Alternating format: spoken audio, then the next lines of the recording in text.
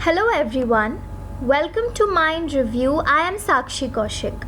तो जैसा कि आप सब लोग जानते हैं कि मैं हर ट्यूसडे और सैटरडे एक नए वीडियो के साथ आती हूँ, तो वैसे ही आज मैं आ चुकी हूँ एक नए टॉपिक के साथ जो कि है सोशल साइकोलॉजी का। तो ये एक बहुत ही ज़्यादा इम्पॉर्टेंट टॉपिक है सोशल साइकोलॉजी में, जिसे हम कहते हैं रियलिस्टिक कॉन्फ्लिक्ट थ्योरी। तो ये जो रियलिस्टिक कॉन्फ्लिक्ट थ्योरी है ये काफ़ी इम्पॉर्टेंट है। सोशल साइकोलॉजी में हम ग्रुप्स नाम का एक चैप्टर स्टडी करते हैं जिसमें हम इंटर ग्रुप रिलेशंस की बात करते हैं, उसी से रिलेटेड है ये थ्योरी। तो चलिए शुरू करते हैं आज इस थ्योरी को पढ़ना, और इस वीडियो को एंड तक ज़रूर देखिएगा क्योंकि ये थ्योरी जो है आपको तभी अच्छे से समझ आएगी। तो सबसे पहली बात आती है कि ये थ्योरी आखिरकार दी किसने थी। So this theory, that is realistic conflict theory, it was given by Muzafer Sherif. तो मुजफ्फर शरीफ नाम के एक साइकोलॉजिस्ट थे जिन्होंने ये थ्योरी दी थी। कौन से ईयर में दी थी याद रखना इम्पॉर्टेंट है। ये थ्योरी दी गई थी 1954 में, तो काफ़ी पहले दी गई थी ये थ्योरी। और ये थ्योरी कहती क्या है? This theory says that competition between groups for desired resources leads to group conflicts, negative prejudices and stereotypes. इसका बेसिकली मतलब ये होता है कि कोई भी दो ग्रुप्स हैं या दो से ज़्यादा ग्रुप्स हैं, उन ग्रुप्स के बीच अगर कोई कंपटीशन हो रहा है, वो भी किसी डिज़ायर्ड रिसोर्स के लिए, मतलब किसी ऐसी चीज़ के लिए जो कि बहुत वैल्यूएबल है, तो वो कंपटीशन जो है ग्रुप कॉन्फ्लिक्ट में लीड करता है, यानी कि दोनों ग्रुप्स के बीच में लड़ाई हो जाती है, नेगेटिव प्रेजुडिस आता है और स्टीरियोटाइप्स फॉर्म होते हैं। तो इस सब के बारे में हम आगे बात करने वाले हैं, बट ज़्यादातर ये जो रियलिस्टिक कॉन्फ्लिक्ट थ्योरी है वो ये चीज़ कहती है। अब इंटर ग्रुप कॉन्फ्लिक्ट जो होता है, इंटर ग्रुप कॉन्फ्लिक्ट का मतलब क्या होता है? कॉन्फ्लिक्ट बिटवीन टू और मोर ग्रुप, ठीक है, दो या दो से ज़्यादा ग्रुप के बीच में जब कॉन्फ्लिक्ट होता है, ये कॉन्फ्लिक्ट जब होता है when two groups are in competition for limited resources, ठीक है। तो ज़्यादातर हमने यही देखा है कि लड़ाइयाँ या कॉन्फ्लिक्ट तभी होता है जब जो रिसोर्स जिसके लिए हम लड़ रहे हैं वो बहुत कम है। अब इन ग्रुप आइडेंटिफिकेशन नाम का एक चीज़ होता है। What it is? An individual's identity and personal interests are heavily reliant on group membership. तो जो हम किसी भी ग्रुप के मेंबर होते हैं, right, we all are members of some groups. हम अपने फ्रेंड के ग्रुप्स के मेंबर हैं, राइट, या फिर हम अपने स्कूल के ग्रुप के मेंबर हैं, कॉलेज के ग्रुप के मेंबर हैं, हम सब किसी ना किसी ग्रुप के मेंबर्स होते हैं। सो ये जो ग्रुप मेंबरशिप होती है ये एक इंडिविजुअल की आइडेंटिटी के लिए और पर्सनल इंटरेस्ट के लिए बहुत ज़्यादा इम्पॉर्टेंट एंड रेलेवेंट होती है, और उसी चीज़ को हम कहते हैं इन ग्रुप आइडेंटिफिकेशन, कि एक इंडिविजुअल जो है अपने आप को एक ग्रुप के साथ आइडेंटिफाई करता है।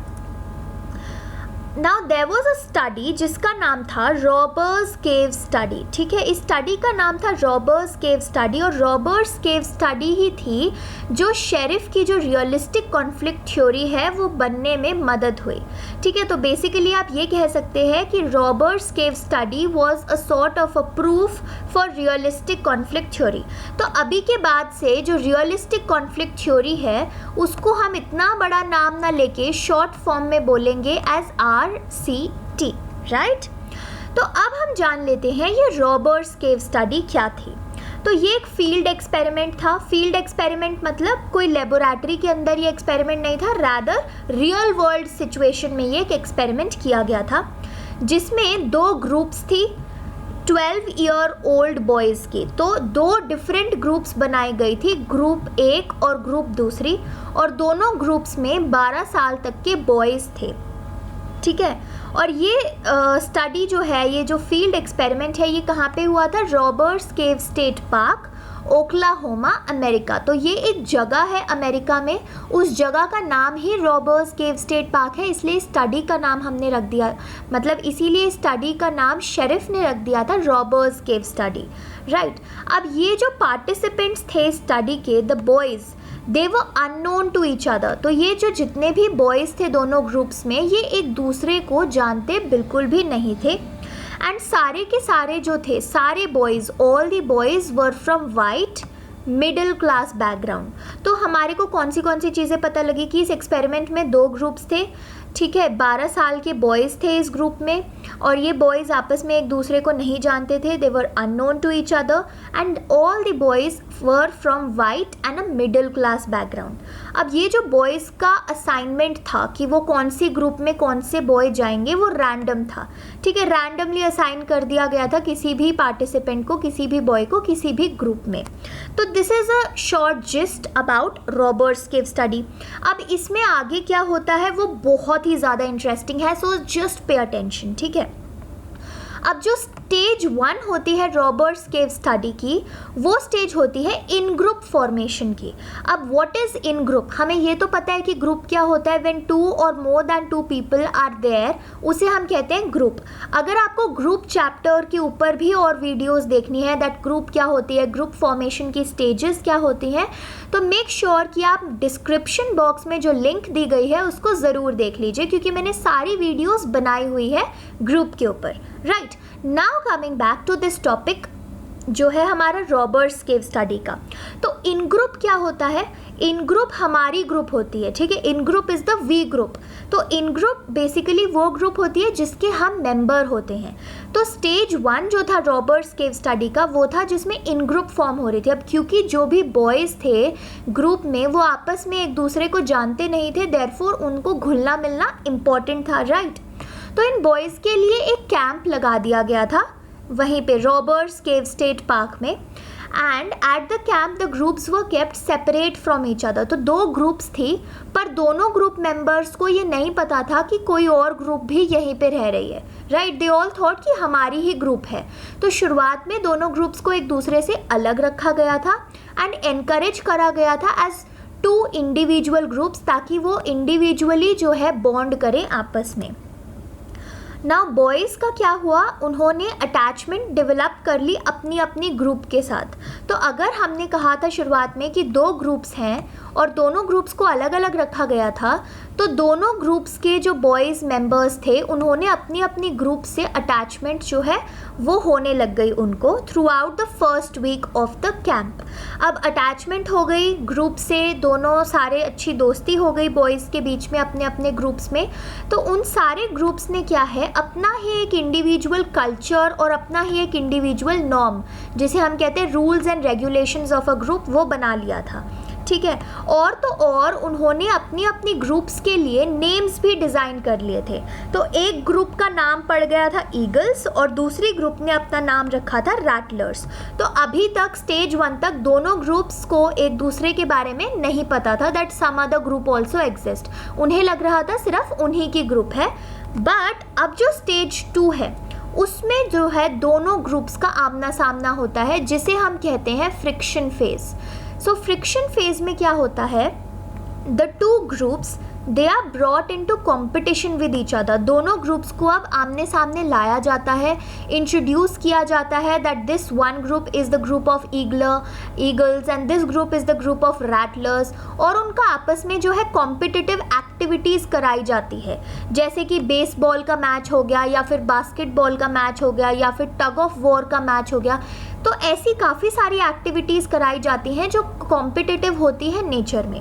और इन एक्टिविटीज़ के एंड में ये भी बताया जाता है कि जो भी विनर होगा उसे ट्रॉफी मिलेगी और जो लूजर्स होंगे उनको कोई भी कॉन्सोलेशन प्राइज़ नहीं मिलेगा. Right, so this is really saddening कि कोई कॉन्सोलेशन प्राइज़, कोई सर्टिफिकेट भी नहीं मिलेगा पार्टिसिपेशन का, बस जो विनर्स होंगे उन्हें ट्रॉफी मिलेगी.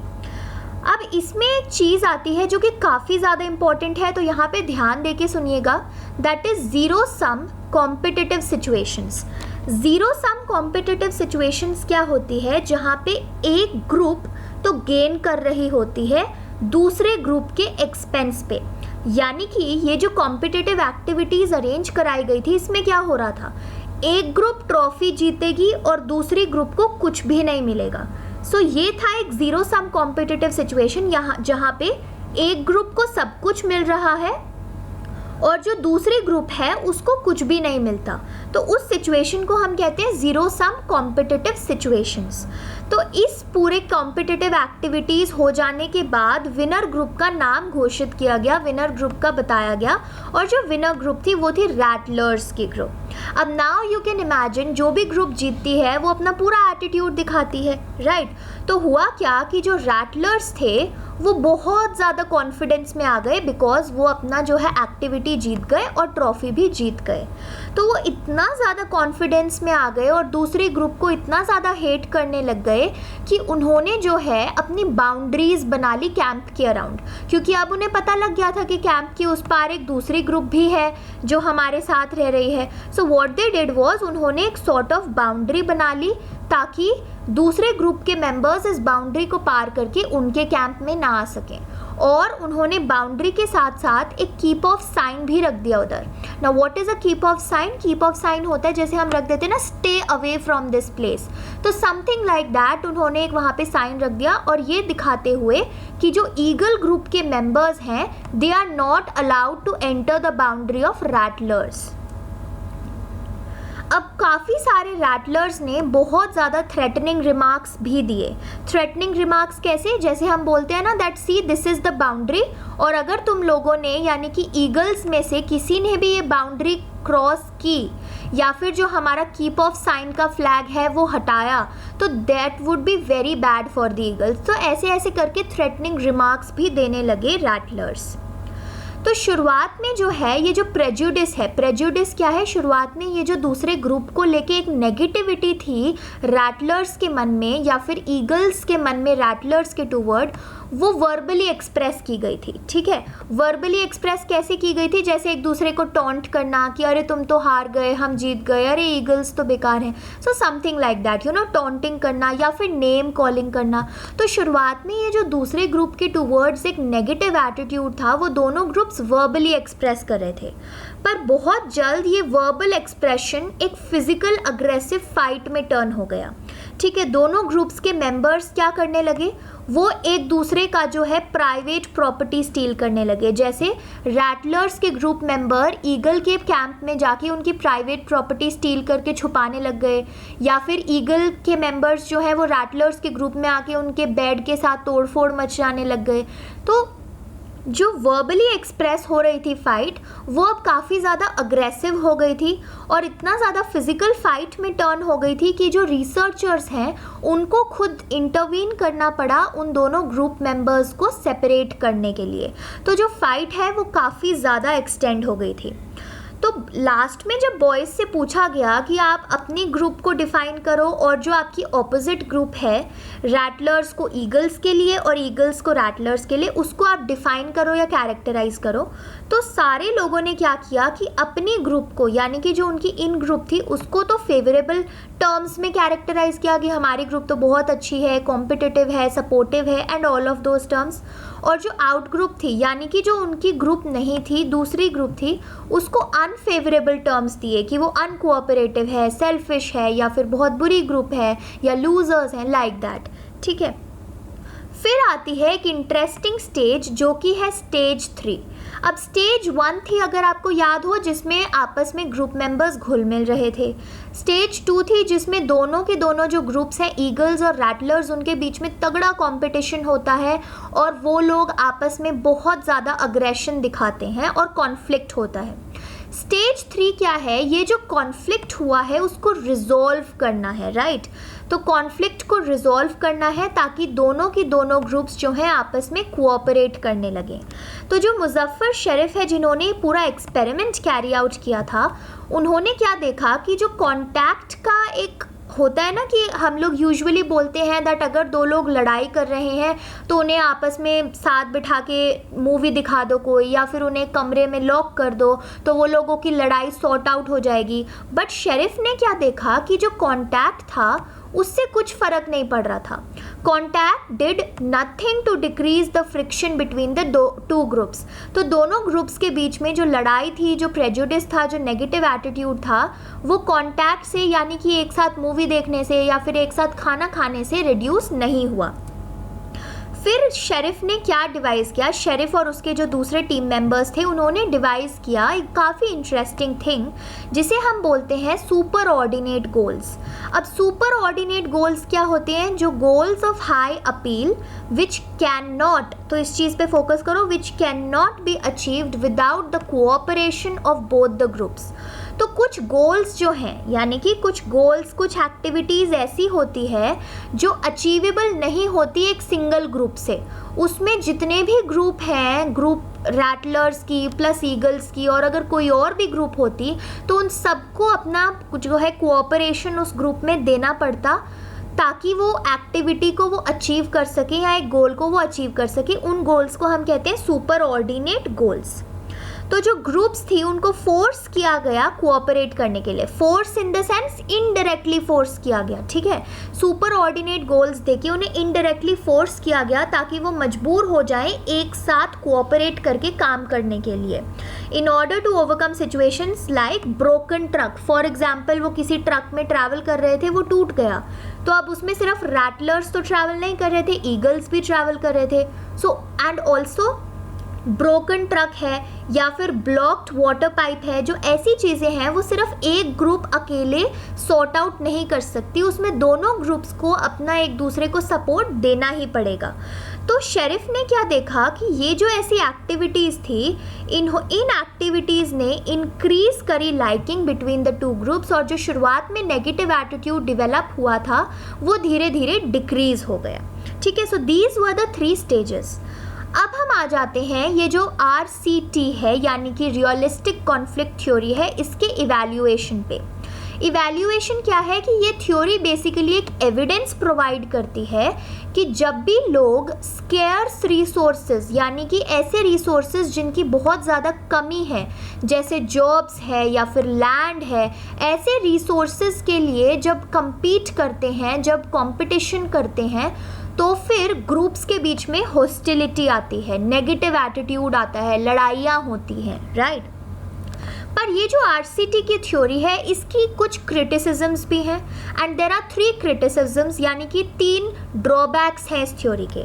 फर्स्ट ड्रॉबैक है कि जो इस स्टडी में ग्रुप्स थी वो काफ़ी आर्टिफिशियल थी।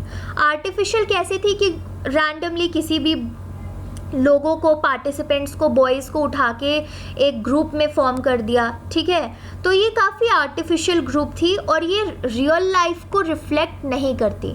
रियल लाइफ में ऐसा कुछ नहीं होगा कि एक ग्रुप में सिर्फ सारे बॉयज़ ही हैं, या फिर हम किसी कैंप में जा रहे हैं और ऐसी एक्टिविटीज़ हमारे सामने आ रही है। सो ये जो स्टडी थी इसमें ग्रुप्स काफ़ी आर्टिफिशियल थी। सेकेंड क्रिटिसिज्म आता है एथिकल इश्यूज़ का। एथिकल इश्यूज़ का क्या था कि इसमें जो पार्टिसिपेंट्स थे, जो बॉयज़ थे, उनको डिसीव किया गया। डिसीव क्या होता है? उनको एक सॉर्ट ऑफ धोखा दिया गया, बिकॉज उनके सामने ट्रुथ नहीं रखा था कि ऐसी एक्टिविटीज़ हम आपसे जानबूझ के करा रहे हैं, या फिर इस एक्टिविटीज़ के पीछे रीज़न क्या है, उनको कुछ भी नहीं बताया गया था। एंड ऑल्सो जो फिज़िकल हार्म था, फिज़िकल हार्म यानी कि जब उनके पर्सनल बिलोंगिंग स्टील हो रहे थे या फिर आपस में जब वो लोग फाइट कर रहे थे, वो फिज़िकल हार्म, प्लस जो साइकोलॉजिकल हार्म हुआ because of the development of negative attitude, उन सब चीज़ों से भी उन्हें प्रोटेक्ट नहीं किया गया था। और जो third and the biggest criticism है वो है कि सैम्पल जो था वो बायस्ड था। बायस्ड कैसे था? क्योंकि जो ग्रुप थी, सबसे पहली चीज़, it was composed of only boys, उसमें सिर्फ बॉयज़ थे। सेकेंड चीज़, उसमें सिर्फ वाइट अमेरिकन बॉयज़ थे। तो इसीलिए क्योंकि ये सैम्पल काफ़ी ज़्यादा बायस्ड था, तो हम इसे जनरल पॉपुलेशन पे अप्लाई नहीं कर सकते। So these are the 3 very very important criticisms of RCT, realistic conflict theory. हालांकि इस थ्योरी की काफ़ी ज़्यादा क्रिटिसिजम्स हैं, लेकिन फिर भी इस थ्योरी की कुछ एप्लीकेशंस हैं।